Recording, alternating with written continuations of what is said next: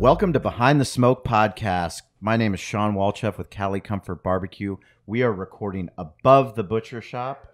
My man Derek Marceau is not doing well. He is under the weather, but he's a trooper. We know that he will be back. So he's sitting this podcast out. But we have a very special guest that we wanted to bring to you today. I participated in a Facebook Insights panel. Facebook contacted me and asked if I wanted to be a part of an Insights panel. I probably signed a disclosure, said I couldn't talk about this, but this is Behind the Smoke. If you're first turning into this podcast, we talk about stuff that they typically don't cover in business school. There's a lot of shit that we learned opening up a business, running our restaurant, Derek owning Valley Farm Market. We've learned a lot and we've failed a lot. And we try to have guests on that are willing to share their journey, how they did it, why they did it, and try to find some cool spots here in San Diego for people to check out. But this Facebook Insights panel, I ran into our guest today, Martin Favela of Border X Brewing. We hit it off right away. Welcome to Behind the Smoke, brother. Thank you very much. Thank you for having me. It's pretty cool that welcome to the podcast. I'm looking forward to having a chat. So Border X, so there was only 4 people that were invited to this Facebook Insights panel, and it was actually pretty cool. I was impressed with what Facebook did, and you know, I've talked about it on this podcast before, but digital marketing is something that opening a restaurant in 2008, I was not on Facebook, and I gave my business partner at the time, Corey Robinson, I gave him a bunch of shit for being on Facebook. I thought he was just trying to pick up chicks, and he wasn't trying to pick up chicks. He was just on there. And once I realized that I was going to be doing most of the marketing for the restaurant, I realized that you can open up a Facebook page for our business. And At that time we were struggling. You know, it was very hard to get people to come into the restaurant. We were a new place and we needed to get the word out. So I set up a Facebook page. And to think about 2008, what's changed on the Facebook admin side for what you can do as a small business owner to create an event, to get people to come in, to generate organic awareness, to do targeted ads. It's incredible. And I think because I've been so active in using it, now I have the help of Corey and Brian to help our digital team. But you obviously were picked as well. So yes, are you responsible for Facebook, for digital on your company? I used to be. It's now been a little bit outsourced to more of our marketer, and we have a dedicated person that has the schedule and the calendar and the events and the promotion. But yeah, I mean, like you mentioned, I started on Facebook as a personal thing. I remember going to college and they started opening up just for college people, and it was just a personal, get to meet your fellow college students. So at first I didn't know what to think about it, but then when we were trying to open Border X, we started very grassroots. We started with very little funds. Obviously marketing was not a huge portion of it. Yeah. So we looked into Facebook. It was like the baby steps. I think in 2012, we started trying to open it up and we were experimenting with it. And if it wasn't for that free marketing or that free sharing or just friends and family sharing all that stuff and their friends and their family kind of either liking, I mean, like you said, it's evolved so much, but we've kind of evolved with it. And I think that's why we were invited as well to the Facebook Insights. It's because we were trying to use it from the very beginning. We knew we couldn't spend $1,000, $500, whatever it is to go into magazines or radio or TV. So for us, we understood that social media, that free marketing that Facebook offered, I mean, why not try it and why not go out there? And it's been huge, and we've been getting great reception. At first I remember our milestone of like we have 100 likes and we threw a huge celebration, had like a bunch of beers, right? And we're like, we're killing it, we have 100 likes. And then we noticed 80% of them were our friends and family. We're like, maybe we're not killing it yet. Yeah, but that kind of goes to the exponential power of Facebook. And I think just for our listeners, let us know a little bit about the Border X Brewing, about your guys' story. You know, how did this concept come to be? Sure. So Border X Brewing was a very family oriented family business concept that we've had for a while. My brother and I were the ones that started the business. We decided to start making beer just for fun. My friends here in college kind of started home brewing. They taught us how to home brew. My brother, being the scientist he is, got our homebrew system to such a level that it started becoming super automated. We started making more beer than we can drink or share with friends. So once we started bringing it to family reunions, corporate parties and stuff like that, because my brother and myself used to work for Sony before out in the corporate world, we realized that we had something people liked and people resonated with. Our friends and family at the beginning didn't quite like IPAs, didn't like the stronger beers that craft beer or craft brews had to offer at the time. So when we started doing like our Jamaica or our Blood Saison, we started making like these Mexican focused ingredients. We started getting a lot of good reception. You started bringing in your heritage. Yeah. We started bringing in flavors we knew. I know, for example, to try and make my grandma drink some of our beer, she's not a beer drinker. She's not even a wine drinker. She's just kind of a tequila with a little bit of like palomas, just mixing tequila and grapefruit soda. So we tried the Jamaica approach. We're like, maybe she'll like this Jamaica drink, this Jamaica beer that we made, and she loved it. We started kind of trying other different flavors that were very subtle and very approachable for people that didn't know craft beer.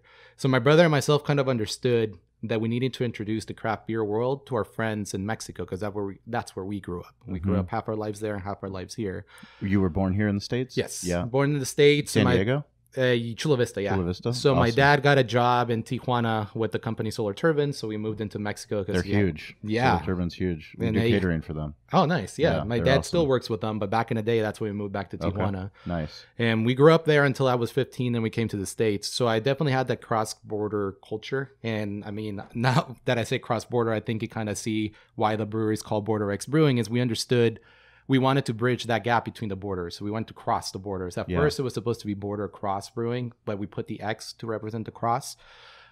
Learning fast that with marketing, cross doesn't look very well. So we just started calling it Border X, and we loved it. And we just kind of, I think that's that cool. X really punches it up a little bit extra. But that's awesome. Was it Border Cross to begin with, and then you rebranded to Border X? We always had the X in there, but we would call it Border Cross Brewing. And then some people would come in and say Border X because that's what they would read. Yeah. So because of that, we decided to be like, well, you know what? Let's just go with that. I think we all felt that sounded a lot better. That resonated a lot better, and they kind of give it a little bit of that edginess that we wanted to, because our beers do have a little bit of an edge, like by mixing our culture, our flavors, our heritage, and everything. Absolutely. So when we brought all these beers with my family, my uncle, you mean and my that dad, there's other beers besides Pacifico? Oh man, we got so much flack for calling our beers real Mexican beer. Really?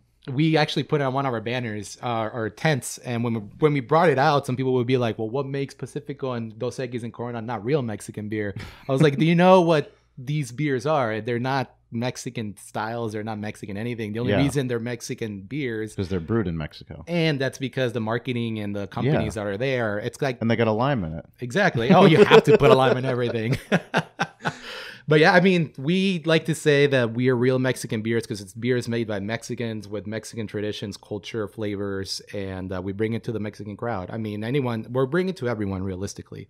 But the people we had in mind to begin with were we need to bring all those people that think beer is only lagers, it's only Vienna lagers, it's only ambers. There's a whole nother world to beer. And for us, understanding that these flavors like Jamaica or Chata, Mexican chocolate, the Chocolate Abuelita, all these flavors, people got interested in trying just because they were familiarized with the term itself or the flavors themselves. And it really allowed us to open people's minds to what beer can be, not what beer was before. It's interesting. I mean, I think one of the most successful cocktails that we brought on to our menu was actually made by one of our bartenders, and it's a spicy saladito. Oh, nice. And we use habanero infused tequila, but it's like the saladito is a Mexican candy that we've all grown up with being here in San Diego. Like we would go and we'd have a saladito candy. But, you know, those flavors, exactly what they resonate. Yes. They resonate, and then you cross-utilize that into something like a cocktail or into a beer, and now you've got something that, wow, that's something that hasn't been done, that's cutting edge, that's different. Yeah. And if you do it right, that's even better than you hit a home run. Oh, of course. I mean, when we first, it's a good thing you brought up Saladito. That was actually one of our first sours that we created. Oh, really? A Saladito sour. Right. Well, a Goza, with the little salt, the little limeness, and just the natural sourness of a Berliner or a Goza kind of brought out those flavors. So it's when we called it the Saladito, and people would just order it and they would be like, oh man, it's like eating that candy like right off in a drink. So it gives it that puckering flavor, but still refreshing, but just the reminiscing of those flavors and nostalgia of all those flavors. I mean, the fact that you had your grandma doing taste tests, I mean, that tells you a lot, because, you know, my family, they're from Bulgaria, and their drink is rakia. Rakia is essentially like a grappa, you know, like you would have in Italy. But for them, they want to associate with flavors, even in culinary, like they want to associate with flavors that they know and they understand. Yeah. Like the craziest thing for my wife was eating an avocado when she came over here. Oh, man. Because they don't have avocado. But I grew up, having grown up in San Diego. Now my wife, her family has come over enough where they love avocado and they want to add avocado to their salad in Bulgaria. But it's introducing those flavors in baby steps to a new culture, a new tradition, and especially like the Border X side, you have a new generation. I mean, think about all the amazing things here that we have in San Diego, being a border community. Yes. And the fact that there is no brewery that was celebrating it until you guys came along. And that's exactly what we found out. When we first opened, we actually, it was a double reason why we called it Border X. The first location we opened was in Otay, literally 2 blocks away from the border. You could see the border gate with their first warehouse location.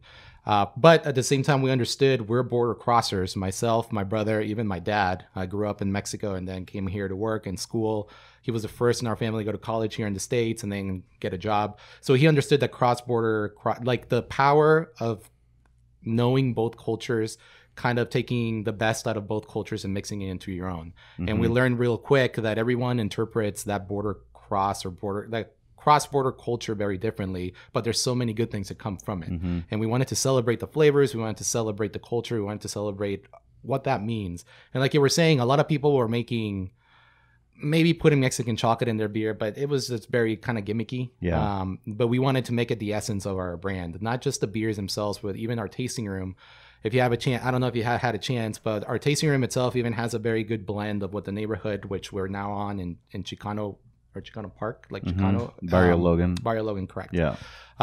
We adopted, or we took a lot of aspects and we celebrated them in their tasting room. I mean, that's what we want to do, because they also kind of bring that mix of the people that migrated from Mexico, or not even migrated, that were here and kind of were being taken over by the infrastructure, by the freeways. They fought back, and now they really, really celebrate their culture. Yeah. And that's something, when we moved into Barrio Logan, we knew that's what we started doing. This place is perfect for us. This is where we're going to be able to make the best representation of who we are. Yeah, I think, I first became aware of your brand through Johnny Bolt Pride, who we've had on this podcast when we were talking about Pro Football Ultimate Fan Association, as well as George Ricoy, who we had on a separate podcast talking about branding, logo, because they're so connected to the Barrio Logan community and to Chicano Park Day specifically. Yeah. And they've been participating in those community grassroots efforts to celebrate the culture, to celebrate the heritage. I'd love for you to just talk about Chicano Park and, you picked that location. You guys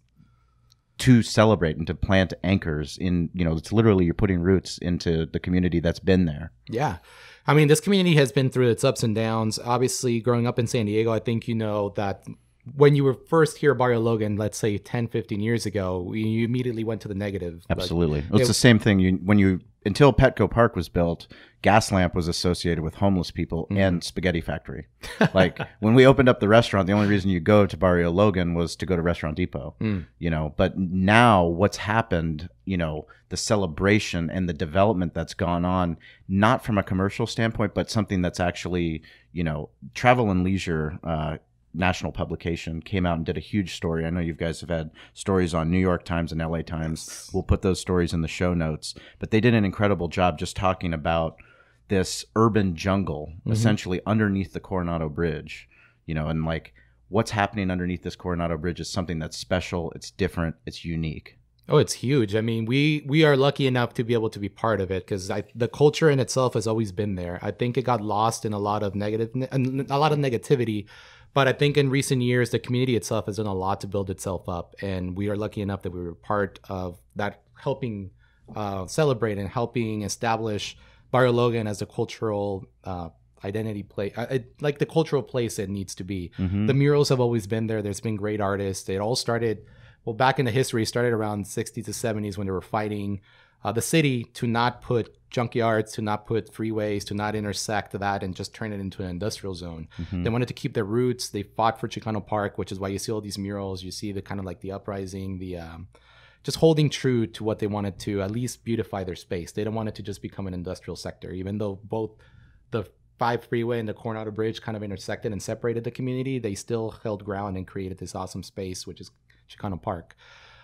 We moved in the neighborhood like 4.5, almost 5 years ago.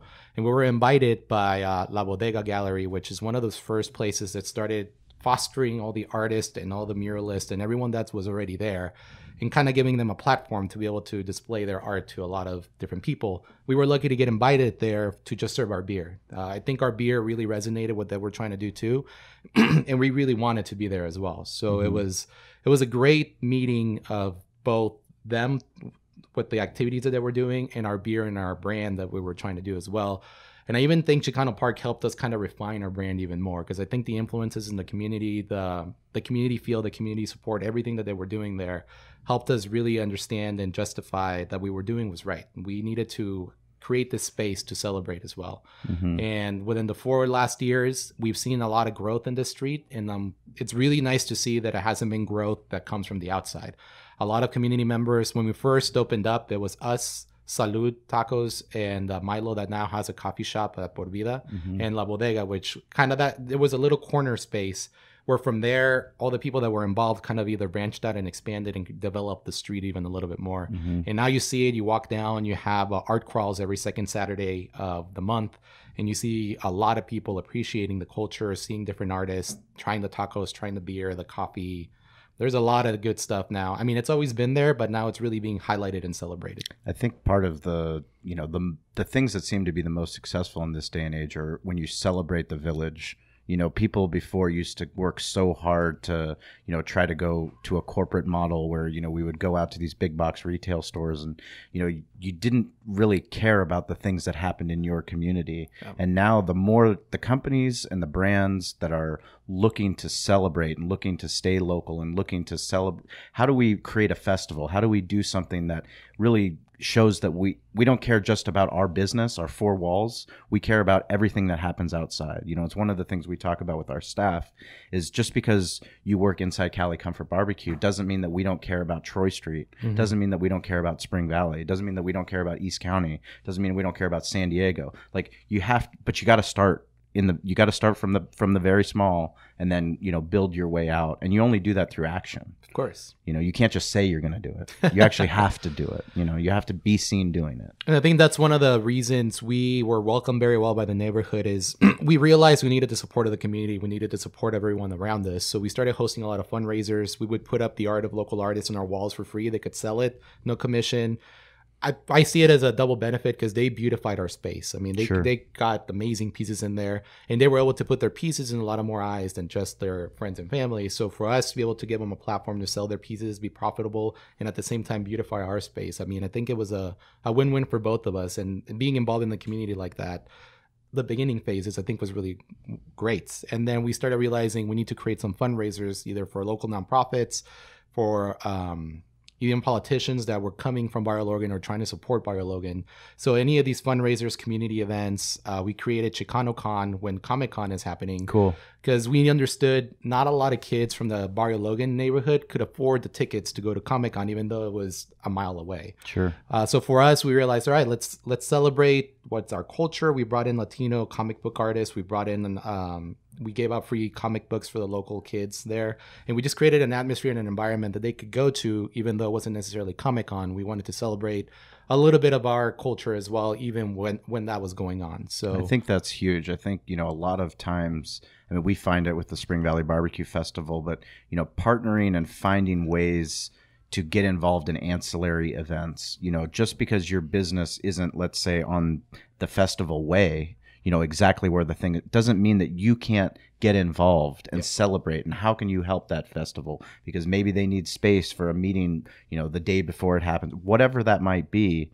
It's about getting involved. Yeah. If you just sit back and you go, oh, well, that festival's creating traffic and now that's going to ruin my normal day of business, that's just the wrong mentality to have. It is. It's how to get, like you say, how to get involved, how to put in your own 2 cents, how to enhance the events that are going on instead of just kind of either riding the craze train because you are part of that event or that festival, but at the same time, how do you enhance it to bring people that are already going to that may be interested in what you're putting on as well? Yeah, I think, one of the things, when you go to any event and you see there's a lot of different brands or companies, whether it's a beer tasting or whether it's a food tasting, we partner with lots of different people and we go and we do all different kinds of Taste de la Mesa, a Yelp, elite event, whatever it might be. And who you send to that event, how they represent your band is either going to be a benefit to the event and a benefit to your business or a detriment. Yeah. You know, and it's better to not send them if they're going to be there lazy, looking on their phones. I mean, I can't tell you, I went to a farmer's market in Little Italy with my wife, my son, and my mother-in-law, and it was packed, absolutely packed. But even when it's packed, guess who was the busiest? The busiest were the merchants that had attention to detail. They cared about their branding. They cared about their signage. They were actively talking to customers. They were actively looking them in the eyes. And the ones that were slow, where do you think they were? Their heads were down in their phone. Yeah. They didn't want to be there. Just behind a counter. Just behind the counter. They were just there for the transaction, you know? And it's like, you can either be a part of something or you probably just shouldn't even be doing it, you know? That's very true. I mean, it's the honest truth. Can you tell us more about your new expanding interests in LA? Yeah, we're Los really Angeles. Super excited. It's been hectic. Been driving up and down LA to San Diego twice, 3 times a week. Not necessarily just me, but all the owners. But we're really excited. I think Bell is one of those other areas that we realized we wanted to expand to. We saw the demographics we saw in LA. Same thing. I mean, LA, I think, is where San Diego used to be 5-6 years ago. And as far as breweries go, it's barely coming up in the craft beer scene. And realized we need to not necessarily replicate, but expand the reach that we have with the current concept and bring it up to Bell. Bell is, I think, last time I read, like 95-96% Hispanic. So it's the city of Bell, give us a geographical kind of where is it located in the city of? It's well, it's the city of Bell. So correct. We're in Los Angeles County. Got it. So if you think about downtown LA, you go south and then east. So southeast about 5 miles, you're right there. So you're like 10-15 minutes away from downtown LA. So southeast of downtown LA. Okay. So it's very close. I've actually made a couple of trips to downtown. It's not that far. But once you see that area, I mean, it's had its history.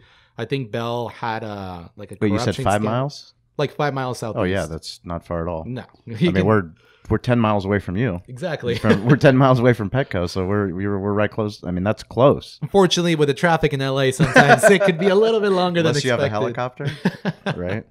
But no, we're super excited. This community, we've been part of their the city of Bell just had their 90th anniversary a year ago or a year and a half ago. And they closed down 3-4 streets. They had a stage, they had bands and MC, and they needed a beer garden. And we were kind of like top of mind, which was amazing. Awesome. So we were able to already meet a lot of the community, to meet a lot of the people that are in the city of Bell.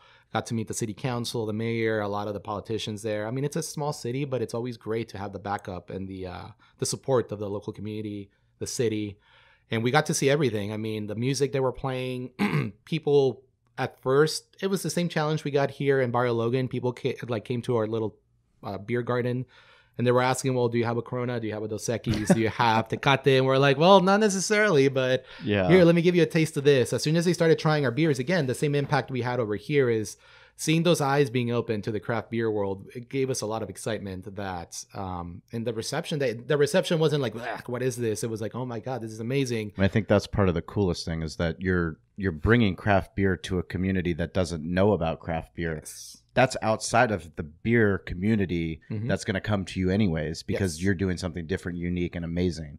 So they're going to come to find you. Oh, of course. It's celebrating. It's bringing that to the community to say, hey, this is yours. And that's exactly what we want to be is we Googled also just breweries. We were like, all right, we are thinking of moving into Bell. We're going to Google breweries around Bell. There seems to be a magical halo around the city of Bell, like a 3-mile radius all around Bell, that there's no breweries, no tasting rooms, no one seems to want to go into that neighborhood. I mean, I don't blame them because I don't think they understand. It's not necessarily a struggle, but if you go in there and just say, here's your IPAs, here's your sours, here's your stouts, but don't really explain what that is in a way that they understand it, you're not going to get that great reception. Absolutely not. And a lot of people kept thinking, well, maybe the Hispanic community, because they earn less, the demographics, maybe the household demographics, maybe doesn't earn as much. We're not going to go in there because craft beer is for people that have disposable income. And we've learned that that's not the case. Barrio Logan probably has the same level of household income, but you get the same amount of support. And our beers are very approachable. $20, you can get tacos to a couple of beers and have a great night with music. Yeah. And I think that's what we realized is we want to make this community, we want to make, like you said, we want to make Border X Bell be the community's place to gather, be part of the community, be a third place for a lot of people there that just want to have a place to have fun, to go, to identify as, yes, this is part of my city. That's awesome. And I think that's really exciting. It's incredible the amount of just press that you've gotten because you're doing it the right way. Mm-hmm. You know, you're doing it authentic. You're doing it what's true to you, your heritage, what's your family has gone through, what you are going into these communities and saying, hey, let's celebrate us. Mm-hmm. Let's celebrate life. Yes. You know, and like that's part of the, you know, Derek and I, we talk about on the podcast a lot is we do the same thing with barbecue. You know, we do it with barbecue. We do it with food. We do it with sports. You know, being able to go and be a part of something is really what life is all about. You know, something that where we can go and we can celebrate and, you know, talk about a little bit about your family and how they've embraced this, because family business is difficult. Oh man. Yeah, we've learned a lot. It's very difficult to parse out job responsibilities, who's responsible for what, who does the podcast, who brews the beer, who, you know, pays the insurance, who deals with this. Tell us a little bit about that. Sure. Well, the first thing when we opened the brewery was my uncle and my dad, myself and my brother are the four that started the brewery. And the whole concept behind it was we wanted a family business. My dad and my uncle have always wanted to start like a business of their own. And as soon as they saw my brother and myself having a passion for brewing, I think we all said, all right, let's put four of our heads together and let's get this started. Let's see what we can do. We had no, what would you say, a super formal business plan, the separation of duties. My brother was more of the brewer. I was a little bit more of the finance person. My uncle was more of the marketer, and my dad was a little bit more of the hands-on engineer. So it really helped that we had kind of complementing skills. And the first thing that we learned is that even though we started this business as a family business to get to know each other a little bit better, we soon realized we were getting to know each other a little bit too well. So we were talking every day. We were sometimes saying like, oh my God, why are we on the phone every day? Why are we talking to each other so much? But I mean, it's crucial for a business. Yeah. It's day to day. We can't just say, oh, we're going to meet every Tuesday and then we're going to make all the decisions there. I mean, it's still a struggle even to this day to see what responsibility falls to who. Mm-hmm. Like, even though we've separated, myself being more of the operations, my uncle being more of the marketer, more of the voice outside of the company, my brother being more of the science and the beer aspect.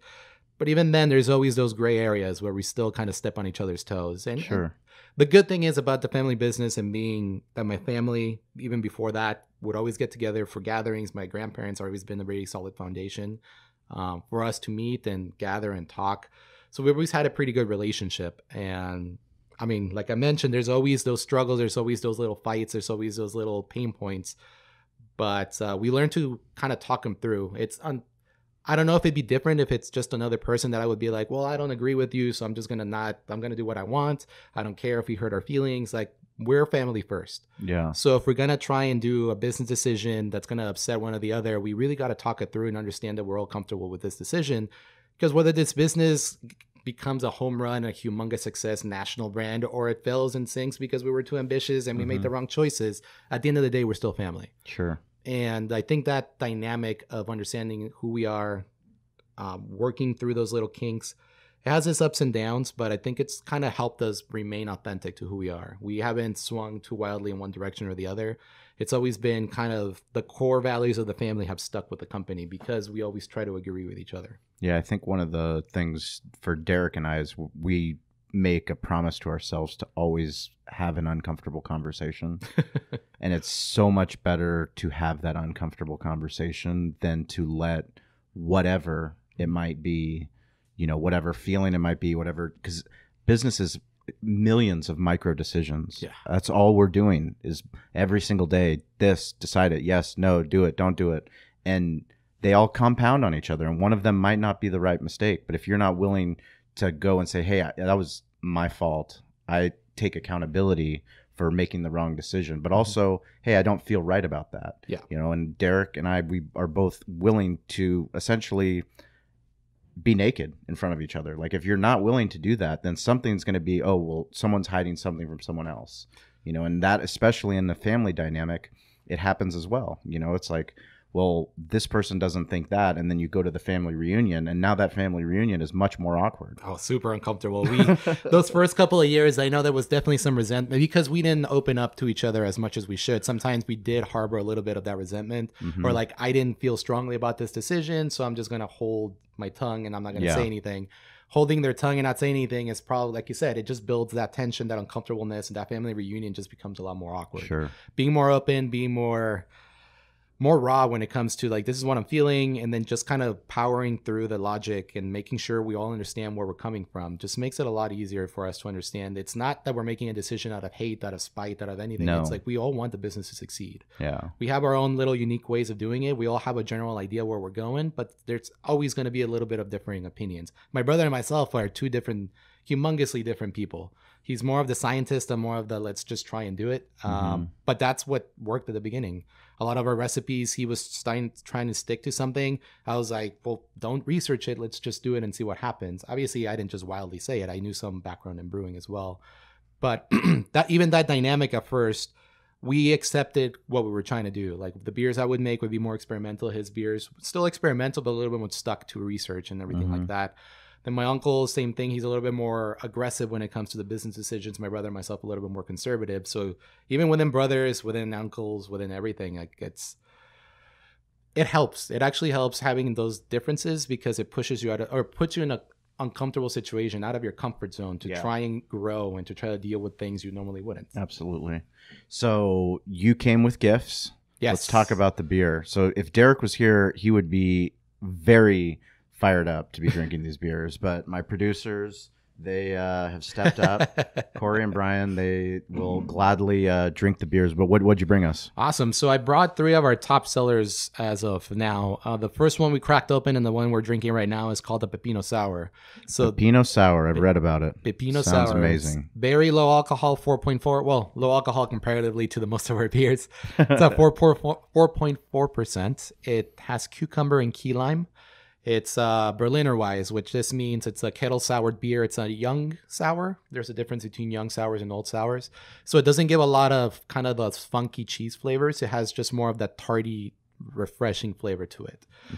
So this one, the reason we created this beer, our head brewer that recently moved to another opportunity, but he created this beer with the idea of like cut cucumbers with lime and salt. I don't know if you ever had that dish, but it's a very popular appetizer that you go to even taco shops in Mexico. They give you little plates of cucumbers with lime and a little bit of salt. And that's where this came about. It's like that little juice at the end that you may be able to drink out of the plate. It's exactly what we wanted to recreate with this beer. That's awesome. Then the next one that we brought is our Blood Saison. This is one of my, I guess the proudest beer that I have is this one because it's my recipe. It's my baby.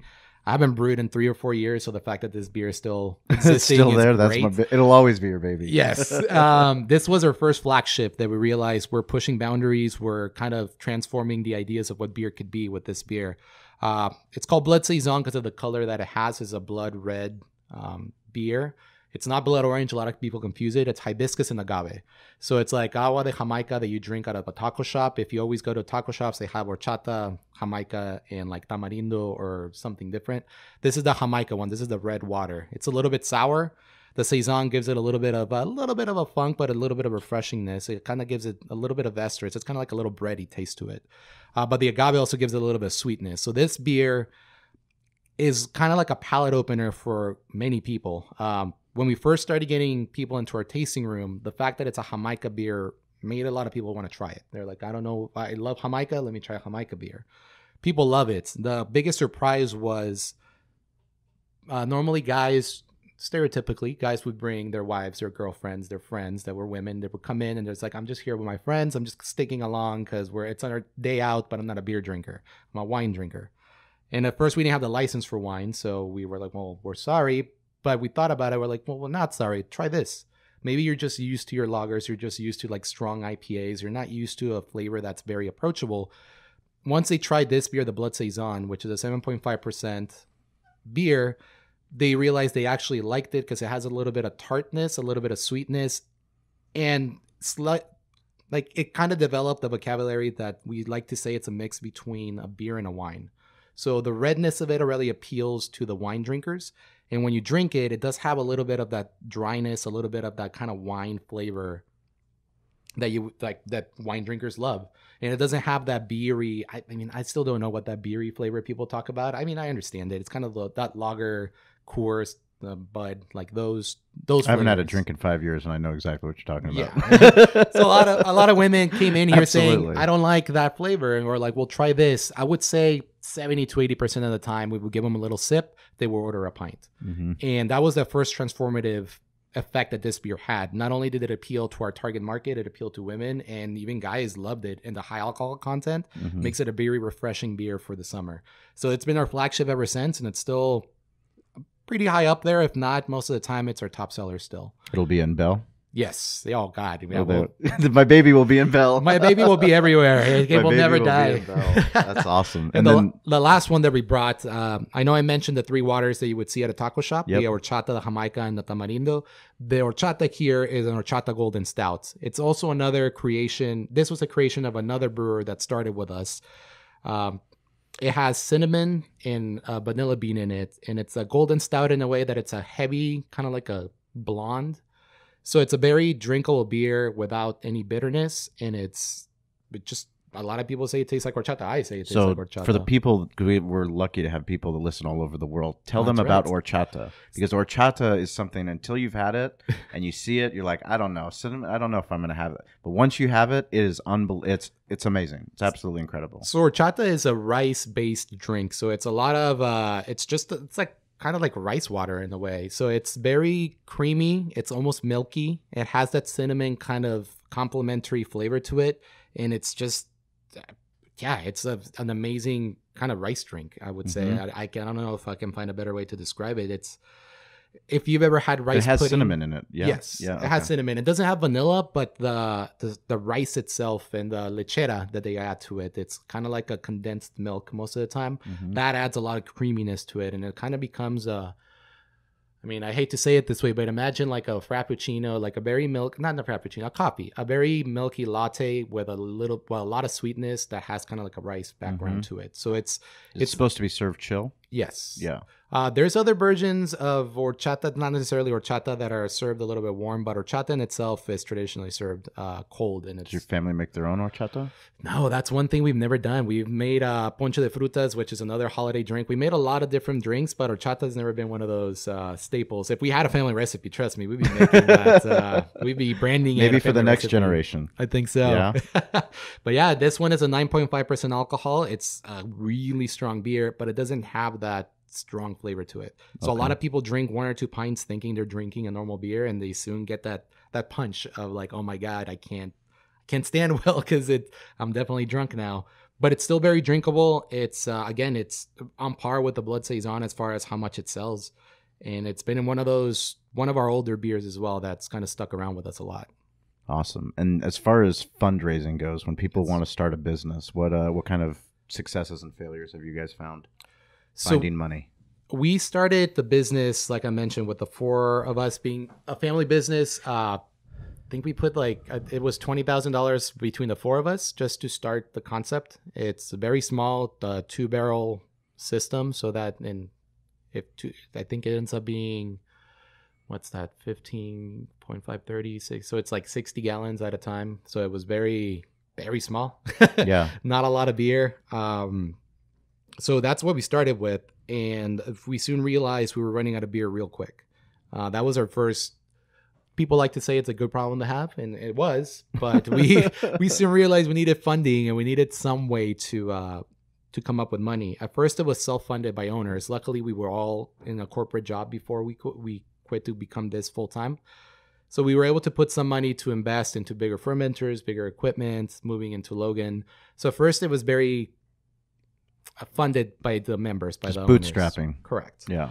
And then we had a very good streak of success in our smaller operation in Logan, and we started kind of self-funding it with the profits that we were making, but it still wasn't enough. Luckily enough, we found a 5th investor that we have now. His name is Mike Fuller. He saw the vision that we had. He saw what we were doing. He saw the beers. He saw the potential. He invested a lot of money for us to be able to move into the spot that we have right now in Barrio Logan, 2181 Logan Avenue. It's bigger space. It's 4 times the size that we had before. So we were biting a lot more than we could chew, I think, at that point. Yeah. But we were lucky. We found someone that came to us. We weren't looking. He kind of just started talking with us, and he was super interested, trusted our brand, and I think it's paying off right now, hopefully. Sure. But yeah, we the first success we had was him. I can't say this was skill. This was pure luck, like being act of coincidence, but it was great. We were fortunate enough to have that.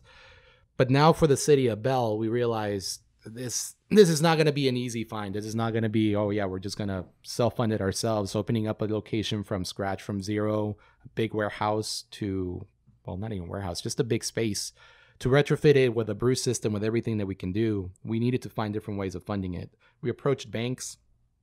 Unfortunately, because we're a small business and we were growing, we were reinvesting everything we were making. So our P&Ls, our balance sheets, our taxes never showed any profit, even though we were showing exponential growth year after year. Well, you just keep putting it back in. Exactly. Yeah. Even you though can't explain that to a banker. No. And then we were saying, hey, man, like we are growing 100%, 60%, 120% year after year. It's going to keep going. Like we have this plan, we have this business plan, we have this projections. They don't care anything about that. All they want to see is your tax returns. All they want to see is your P&Ls and your balance sheets. And if the numbers don't jive, they don't care what you're going to do in the future, unfortunately. Mm-hmm. And so that's the first thing we learned is we were in that gray zone of being successful, but still not showing a track record of profitability. So they wouldn't release any money to us or trust us with any money. We started approaching all the banks, smaller banks, but it was always the same response. Then luckily enough, I think last year, there's a crowdfunding kind of platform that opened up. It used to be, I don't know if it's legal, but it didn't used to be a common practice. And we started, what crowdfunding means is that you don't have to be a certified investor. So you don't have to prove how much you're making. You don't have to prove that, like pretty much, unless you reach a certain amount of investment.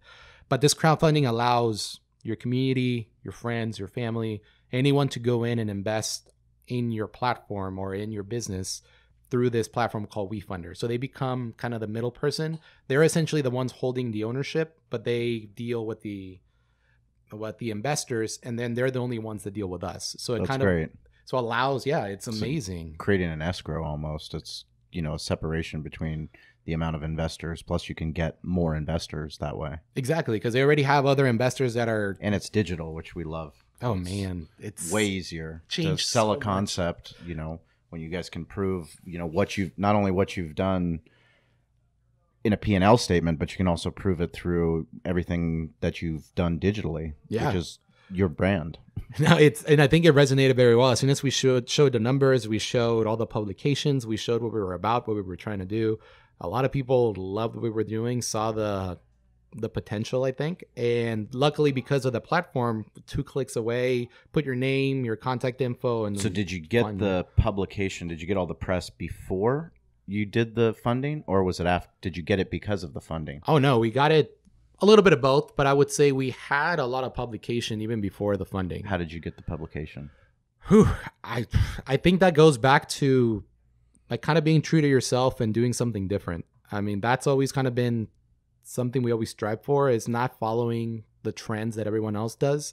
So the publications we started, the first time we got a lot of attention was because of our Chicano Con, when we started creating those opportunities for the local community to still have comic books, to still understand what comic creators do, to bring panelists that are Latino. So that in itself. Were you sending out press releases? No, So this was all organic. All organic. Like truly organic. Yes. This was, I think we did send it to like maybe one news station to see if we could be part of it.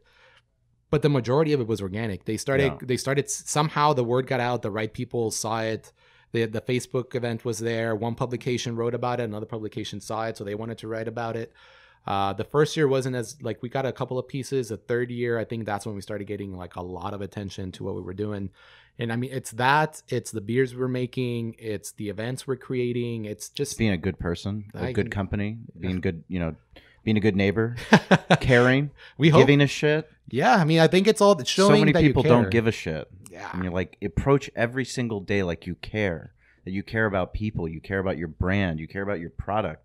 If you do that, chances are it might take care of itself. There's going to be a lot of bumps along the way. Oh, yeah. It's always doing something different is never, well, it's easy sometimes, but you always run into those big hurdles. Sure. The biggest differentiator I think that made us stand out was also luckily our logo. We got written about by like the West Coaster about when there were 100 breweries in San Diego. They said 5 examples of how to do your logo well and 5 examples how to do them wrong. We're like, awesome. Oh man, we really hope we're not. We really hope we're not on the bad part. Yeah. But we were on the good side. It seemed like our logo itself, if you ever seen it, it's kind of like if the god of the dead of the calendar, Aztec calendar. So the hoop earrings, the tongue, the skull face, and then the top of the face or the skull is the hops. So the little hop cones is nice. What's coming out of it. So this was a work done by one of our neighbors in Tijuana when we were growing up. He became a graphic designer. That's and awesome. He was amazing in doing that. Just the simplicity, the impact that it has, kind of that wow factor, I think. The biggest criticism we got from our logo, and I agree 100%, is that our name around it is a little bit too light. You can't really read it, or you can read it, but it's not as impactful as a middle logo itself. So it could have been done a little bit better. But we were lucky enough. That was kind of our first things that kind of got us out there. And then I won't say refusal, but our fight against the tide of not making 80% of our taps IPA was definitely another differentiator that got us in the map of. What? How you mean? All your taps aren't IPAs? No, I mean it's like so on trend in San Diego. It's we knew we weren't the best at making IPAs. I mean, that's also another learning curve. We came as homebrewers to a market where there were already so many amazing beers. If we try to fight every other brewery that was super established with IPAs and being like, no, we're the best IPA. Yeah, we probably could have done it if we really stuck to our guns and did that. But we saw, hey, let's use our competitive advantage and what we know, what our culture is, what we can bring to the table and bring these different flavors. The flavors themselves actually got us a lot of attention locally. So the West Coaster, the Reader, the Union Tribune, like all these places kind of started writing about us because we were doing different flavors, different things, different events. We brought music into our tasting room, just being authentic to our culture, authentic to what we're trying to do, and not just following the trend. Did you get any negative feedback? Oh, humongous. Really? First, because our beer, and I'm the first one to admit, our beer quality when we first opened wasn't the best. We definitely had a lot of room for improvement. It's and a new palette. Yeah. Well, that, and to be completely honest, our equipment wasn't the best until we got the equipment we have now. We've been able to really replicate, hone in, and perfect our beers to the level that we want them to. We got a lot of flack from the beer community at the beginning, because rightly so, our beer needed some improvement. Even though we had different flavors, it's still the core essence of it needed improvement. And then we also got a lot of flack by people that on craft beer forums, on forums themselves, that said, oh, these guys don't have IPAs. How can they not have an IPA? And we got a lot of negative attention because of that. So what did you do about it? We just kind of kept to our guns and said, well, we don't have IPAs, but we do have all these other amazing beers you guys can try, and they're different, they're approachable, and I'm pretty sure you're going to love them. We do have an IPA, but we created... So you're responding. Yes. By saying that. You weren't just ignoring it. You actually were actively... Not on social media. On social media, we would... Sometimes we would post being like, we're sorry, we don't have an IPA. Well, here's... Like, we would respond. We do it with a purpose. We are not going to try to fight the market with another IPA. Yeah. We're not going to try and sell to bars. Be who you are. Yeah. With another IPA that, in our honest opinion, we are not known for that. And we don't want to be known for just being the best IPA in town. We want to be known for just having a great plethora and portfolio of beers that stick true to our culture and stick true to who we are. We do have a session IPA now, and we created it with a reason that of like, it's not that we not want to make an IPA, but we want to make an IPA that's approachable to the non-craft beer palate. So if we created an IPA that was a San Diego standard, which all San Diego beers, IPAs are amazing because they're hoppy. That's where I grew up with.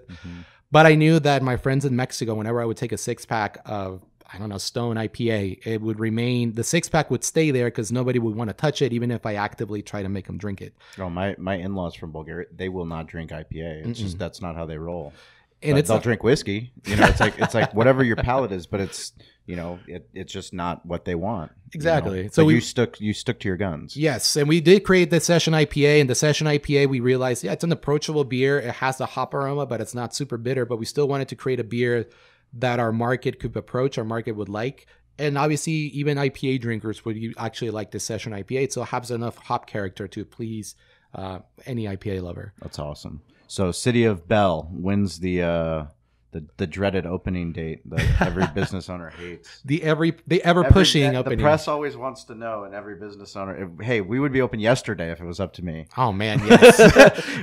Valley Farm La Jolla would be open yesterday if it was up to Derek. I promise you that. Well, fingers crossed. We want to have our doors open by the beginning of February. I wouldn't say worst case scenario, knock on wood, but best case scenario, beginning of February. If not, mid-February. I'm pretty sure we should be open. Okay. We'll announce the opening, the grand opening date pretty soon.